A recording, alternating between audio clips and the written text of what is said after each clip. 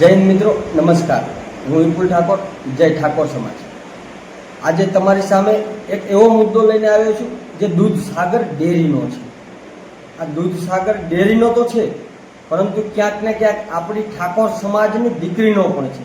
આ ઠાકોર સમાજની દીકરીને ન્યાય અપાવવા માટે દરેક ગામડેથી, દરેક શહેરમાંથી, દરેક જિલ્લામાંથી, દરેક તાલુકામાંથી તમામ ઠાકોર સમાજના મિત્રોએ આગળ આવવું જોઈએ. શું કામ આગળ આવવું જોઈએ?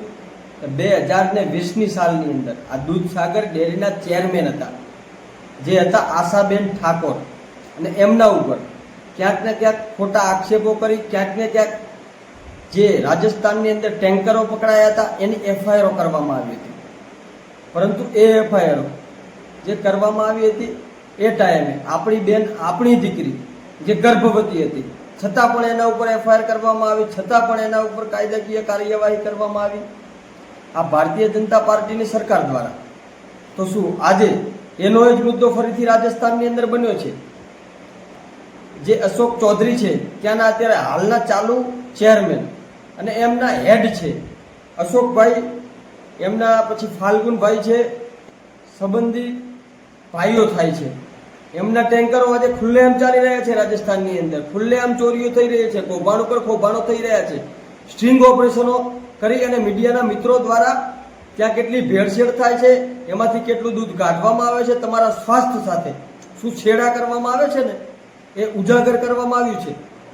શું આ કાર્યવાહી મારી બેન, મારી દીકરી આશાબેન ઠાકોર ઉપર જે કરવામાં આવી હતી, આ ભ્રષ્ટ ભારતીય જનતા પાર્ટીની સરકાર આ લોકો ઉપર કરશે?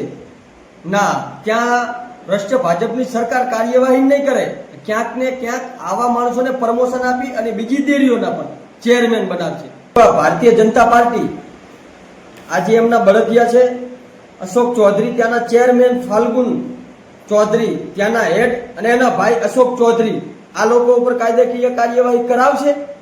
જો નહીં કરાવે તો અમારો ઠાકોર સમાજ, અમારી દીકરી સાથે જે અન્યાય કરવામાં આવ્યો હતો, અમારી દીકરી ઠાકોર સમાજની જે આશાબેન ઠાકોર હતી એના ઉપર 2020ની સાલની અંદર જે એફઆઈઆર કરવામાં આવી હતી એફઆઈઆર પાછી ખેંચવામાં આવે. જો આમના ઉપર ના કરવું તો અમારા ઉપર શું કામ? ઠાકોર સમાજ અભણ છે, જાગૃત નથી, તો એમની દીકરીઓ સાથે ગર્ભવતી હોય છતાં પણ આટલી હદે તાનાશાહી કરવાની?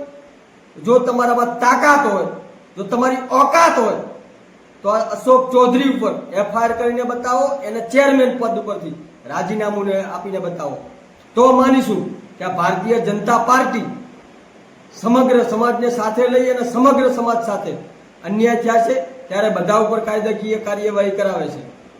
બાકી તો કોઈ અપેક્ષા તમારી જોડે રાખીશું નહીં. અને આના ઉપર જે પણ કાયદાકીય કાર્યવાહી કરાવડાવવાની થાય, જે પણ આંદોલનો કરવાના થાય, કોઈ પણ કચેરી કે કોઈ પણ ડેરીઓના ઘેરાવા કરવા થાય, તો અમારો ઠાકોર સમાજ ગામડે ગામડે, તાલુકે તાલુકે અને જિલ્લે જિલ્લેથી મારી બેન, આપણી સમાજની દીકરી આશાબેન ઠાકોરને ન્યાય અપાવવા માટે ગામડે ગામડેથી, ઘરે ઘરેથી બહાર નીકળશે અને કાયદાકીય કાર્યવાહી કરાવડાવશે. જો અમારા સ્વાસ્થ્ય સાથે આ છેડા કરવામાં આવશે, એક દિવસનું 6000 લીટર દૂધ કાઢવામાં આવે છે. આવા જે ફાલ્ગુન ચૌધરી છે ને એના નામે 20 ટેન્કરો ફરી રહ્યા છે. એક દિવસનું આટલું દૂધ તો 20 ટેન્કર, હિસાબ કરો કેટલા પૈસા થયા, રોજનું કેટલું કૌભાંડ થયું. તો આવા કૌભાંડીઓને પણ શા કારણે, કોના હાથ નીચે સાવરવામાં આવી રહ્યા છે? તો સરકારને અમે સવાલ કરીએ છીએ. અમારી દીકરી ઉપર જે આક્ષેપોના કારણે એફઆઈઆર થઈ જાય છે, અમારી દીકરી ગર્ભવતી હોય છે છતાંય 6 મહિના નાસ્તું કરવું પડે છે, એના ઉપર કાયદાકીય કાર્યવાહી કરવામાં આવે છે. આ લોકો ઉપર શું કામ નહીં? કાર્યવાહી કરાવીને રહીશું. ઠાકોર સમાજ આખો બહાર નીકળશે અને અમારી દીકરી સાથે જે થયું છે એને ન્યાય અપાવીશું અને આ લોકો ઉપર કાયદાકીય કાર્યવાહી કરાવડાવીશું. અને અમારી દીકરી ક્યાંક ને ક્યાંક આની અંદર જો નિર્દોષ હશે તો એના ઉપર એફઆઈઆર પણ પાછી કરાવવાની માંગ અમે સરકાર સામે કરીશું અને કલેક્ટર શ્રી સામે કરીશું. જય હિન્દ, જય ભારત.